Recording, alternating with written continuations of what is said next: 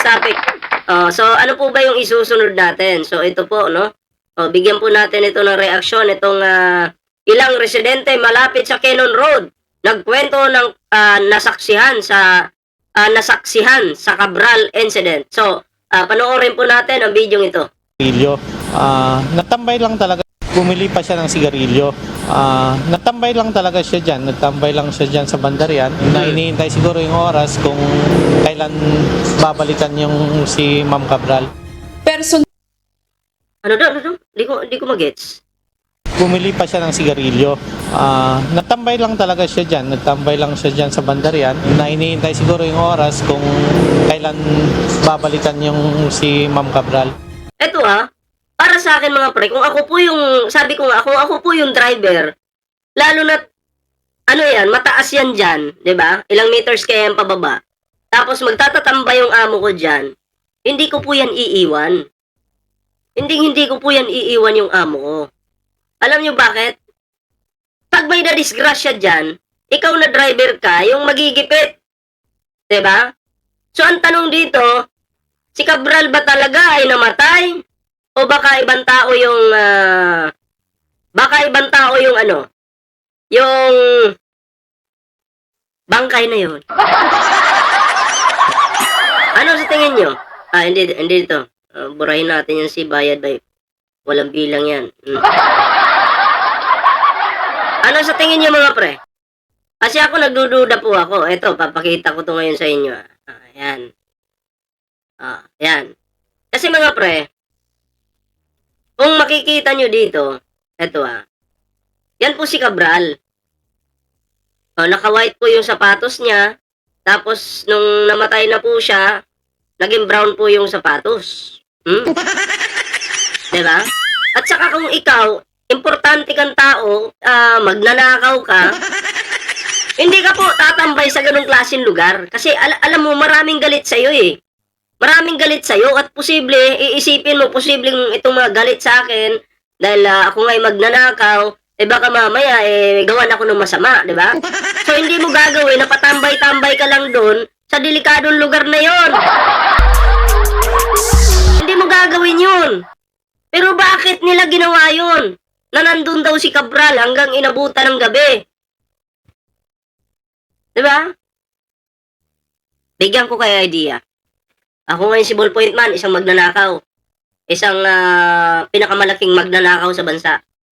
Ang gagawin ko dahil kinadtad na ako ng media, kumbaga hinahabol pa ako ng gobyerno, ang gagawin ko, pipikiin ko na lang yung pagkamatay ko. Gagawin ko, tatambay muna ako doon, habang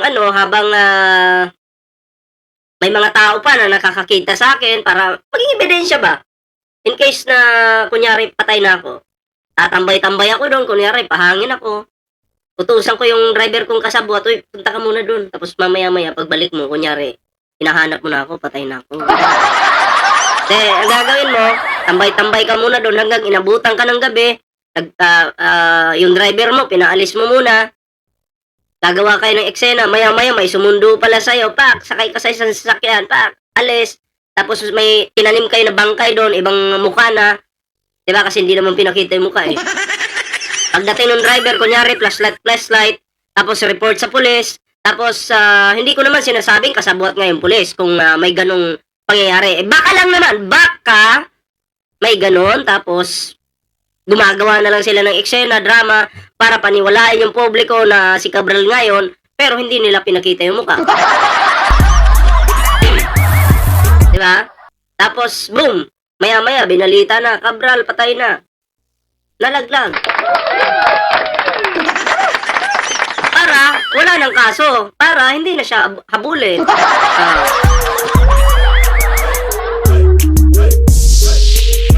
Antibay. Palupin. Diba? Napakatibay. Kasi hindi po talaga ako maniniwala na itong si Cabral ay patay na. Pero sige, tuloy natin to. Kung ano yung nakita ng mga tao doon. Personal na nakaharap ni Arnolfo Milo si Ricardo Hernandez, driver ni dating Department of Public Works and Highways Yusek Catalina Cabral, ilang oras bagong nangyaring insidente noong December 18. Ah!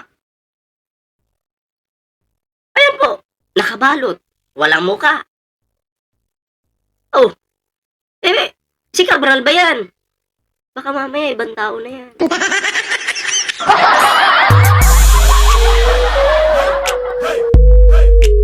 Hmm. Yung suot niya, ano bang suot niya? Tapos yung kanyang partner, atat na di mapakali, sinasabing, huwag nyo nang ipa-autopsy yung katawan.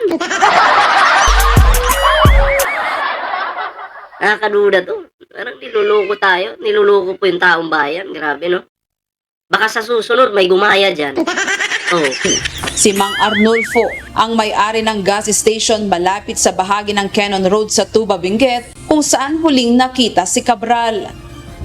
Ayon sa mga residenteng nakasaksi dito sa bahaging ito ng Cannon Road nakaparada ang sasakyan ng driver ni former DPWH Undersecretary Maria Catalina Cabral. At kung titignan mula sa pwesto ko kung saan ako nakatayo ngayon, malinaw na tanaw ang konkretong harang na yon, ang lugar kung saan sinasabing umupo si Undersecretary Cabral bago mangyari ang insidente.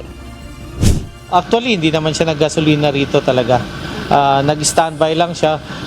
Kung makikita nyo, pwede nyong i-video mula rito sa paradaan niya, nagparada dun sa bandaron. Kita naman yung inupuan ni allegedly na Ma'am Cabral. Kitang-kita naman niya yung inupuan mula rito sa gasolina hanggang dun. Sana ulan, no? Yung mga magnanakaw, minamam pa. Oo, minamam. Pero kung ikaw ay simpleng tao lang at nagnakaw ka ng ulam, hindi ma'am yung tawag sa'yo, hindi rin sir. Sasabihan ka pang, huy! Pero pag mayaman kang magnanakaw, ay re-respeto ka talaga. Dun sa dulo. Kasunod ng balitang pagpapakamatay ng dating DPWH official, binalikan ni Mang Arnulfo ang naging encounter kay Hernandez. Aniya, Yan, no? Itong driver na to, duda rin ako dito. Kasabot talaga to. Diba? Mukhang sa tingin ko mga pre, itong driver na to, hindi po nagsasabi ng totoo. Sinungaling. Mukhang nagsisinungaling. naging palaisipan sa kanya kung bakit hindi agad binalikan ng driver ang dating opisyal gayong iniwan niya itong walang kasama. Hindi agad binalikan. Bakit? Bakit? Walang kasama eh. Driver ka. Obligasyon mo na yung amo mo dapat nandyan ka. Driver ka eh. Pwede mo nang iwan yung amo mo kung nahatid mo na sa bahay kasi hindi mo naman obligasyon na tabihan sa kwarto eh. Ha? Obligasyon mo, ihatid mo sa bahay, hotel, saan ba? Pero yung dyan lang sa may delikadong lugar, iniwan mo. Upal ka. Diba? Ay, nako. Yun ang tanong ko sa kanya, bakit hindi niya binalikan niya. Pero actually, ako lang naman, para sa akin, siguro nakatulog siya. Kasi matagal din siya daw doon sa sasakyan. Yung nakapansin kay tatay sa kabila, na nakataas pa yung paa, na parang nakatulog na. Hindi sure ang oras kasi dismissal ng mga estudyante doon sa baba. Lumabas lang yung driver. Nakita ko lang dito sa sabi, nasilip ako dito. Sinilip ko dito. Ganun lang. Baka pagod yun. Ayon naman kay Aramay Ginangan, bumili lang naman aniya si Hernandez sa kanilang tindahan at ordinaryo lamang naman ang ikinikilos nito. Halimbawa, para mapansin talaga ako ng netizens, para mabilog ko yung tao nila. Kasi hindi naman talaga totally kilala si Cabral eh. Nakilala lang nung pumutok yung pangalan niya sa balita. So, ang gagawin niya, example lang Madam, upo ka dun. Para mapansin tayo dito, bibili ako sa tindahan. Oo, bibili ako para pag napansin tayo, makilala ka. Na ikaw talaga yung nakaupo dyan. And then ako patulog-tulog sa sasakyan, ganyan. Para pag nagawa na natin yung drama natin, syempre may reporter na pupunta dito, interviewin sila. Yun yung lalabas. Sasabihin ko, nakita ko sila dyan. Wala naman kakaiba. Drama ba? Jesus, Yusef. Alam nyo na, ibig ko sabihin. Pero hindi ko naman talaga sinasabi na ginawa talaga yun nila. Pero posible. Posible, di ba? Bumili lang ko, tapos umalis lang ako. Ganun lang po. Isang stick lang po. Makisindi lang ako, tapos umalis na rin po. Sa salaysay naman ni Ben Faustino, sa kanya mismo nagtanong si Hernandez at hinahanap nito ang iniwan niyang amo sa lugar. Oh, yan na. Tatanong na. Nakaupo ako dyan sa kurbada, mga ganitong oras. May huminto. Tapos, nagtanong, meron ka bang nakitang babaeng dumaan dito? Sabi ko, wala naman. Tapos sabi niya, nakaparada ako doon sa bandaron, sa baba. Bakit biglang nawala yung babaeng kasama ko? Sabi. Tapos sabi ko, baka meron kayong tampuan. Wala naman, sabi naman niya. Samantala dumami ngayon ang nag-oosyoso sa lugar kung saan nangyari ang insidente.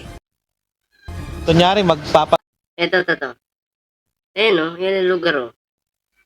Samantala dumami ngayon ang nag-oosyoso sa lugar kung Ayan o. Diba? May fear of heights ka, tapos dyan ka uupo. saan nangyari ang insidente. Kunyari, magpapagas yung mga motor o mga sasakyan, pagtatanong lang kung saang banda nahulog si Ma'am Cabral. Curious lang, tinignan kung gaano kalalim. Pag ganyan kasi kalalim, eventually sigurado mortality rate ko mataas. Nauna nang nagpahayag si Interior Secretary John Vic Rimulya na walang foul play sa pagkamatay ni Cabral at mayroon anya itong seryosong intensyon na kitlin ang sariling buhay batay sa lumabas na resulta ng inisyal na investigasyon. Ayan ako hindi po ako agad makukumbinsid dyan sa sinasabi ni John Vic, ano. Kasi hindi po natin nakita yung katawan eh. Walang muka, wala mang nilabas na muka, kahit blurred lang yung muka eh. Yung kamay niya, marirecognize naman yun ng taong bayan eh. Kung siya talaga yun eh, di ba? Pero wala po. Yan, ganyan na lang, parang naka-foil. So, hindi po ako basta maniniwala sa mga ganyang kwento. Ganun pa man, sinabi ng Philippine National Police na kailangan pa ring hintayin ang resulta ng pagsusuri sa mga ebidensya bago magbigay ng konkretong konklusyon sa insidente.